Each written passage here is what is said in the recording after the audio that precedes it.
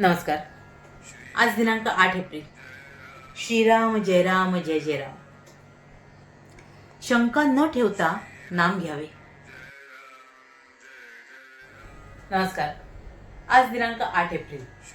श्रीराम जय राम जय जय राम.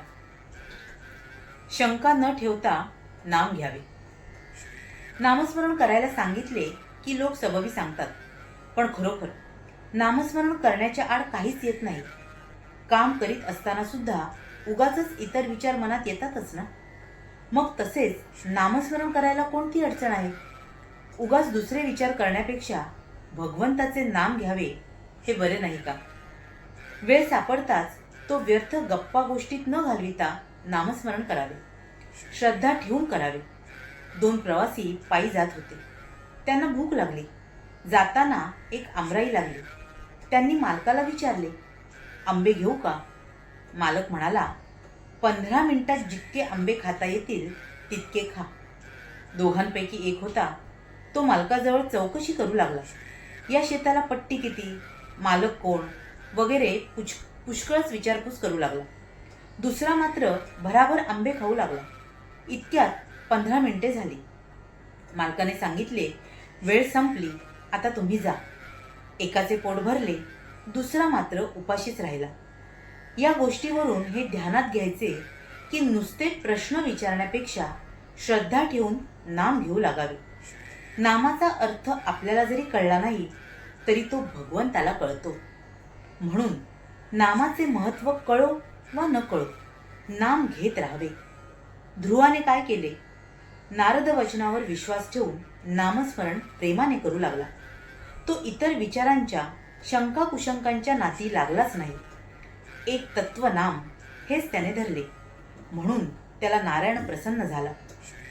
संत निस्वार्थी असतात. ते तळमळीने सांगतात. त्यावर आपण श्रद्धा ठेवावी आणि नाम घ्यायला सुरुवात करावी आणि अखंड नामातच राहावे. नाम किती दिवस घेत राहावे? नाम सोडावेसे वाटत नाही तोपर्यंत ते घ्यावे.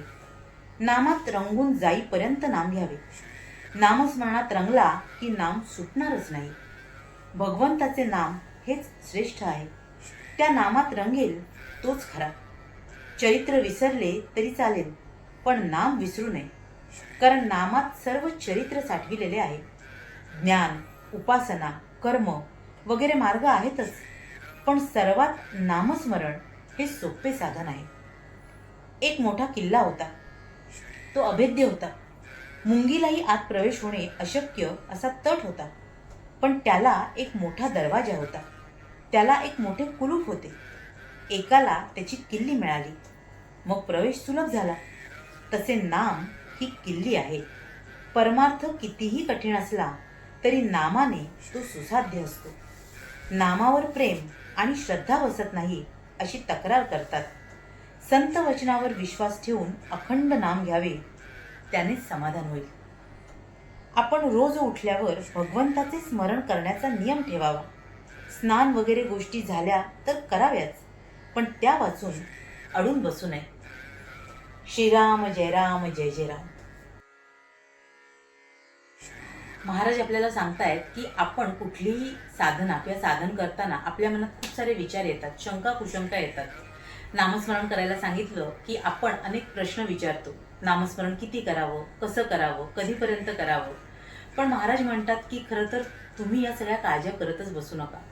तुम्ही फक्त तुमच्या गुरुने, संतांनी जे नामरूपी साधन तुम्हाला देऊ केले ते अतिशय निष्ठेने आणि तळमळीने करा. म्हणजे तुमचं काम झालंच समजा. कारण आपण काय करतो तर आधी प्रपंचात गुंततो. त्यात अनेक शंका कुशंका प्रत्येक गोष्टीत घेत बसतो आणि तिथेच खरं तर आपली अडचण निर्माण होते. म्हणूनच आपण सारे प्रश्न एका बाजूला ठेवावेत. या साऱ्या प्रश्नांचं जे खरं उत्तर आहे ना ते या नामातच साठलेलं आहे. आणि जेव्हा आपण सगळ्या शंका, सगळ्या गोष्टी बाजूला ठेवून निष्ठेने आणि तळमळीने नाम घ्यायला सुरुवात करतो, तेव्हाच आपल्याला खरं अनुसंधान साधता येतं आणि आपल्याला आपल्या भगवंताच्या अगदी जवळ जाता येतं.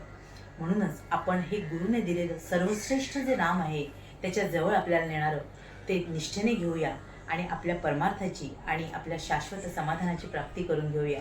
हीच त्या गुरुचरणी पुन्हा पुन्हा प्रार्थना. तुम्हा साऱ्यांसाठीच खूप सारी गुरु ब्लेसिंग्स. श्री स्वामी समर्थ. जय गुरुदेव.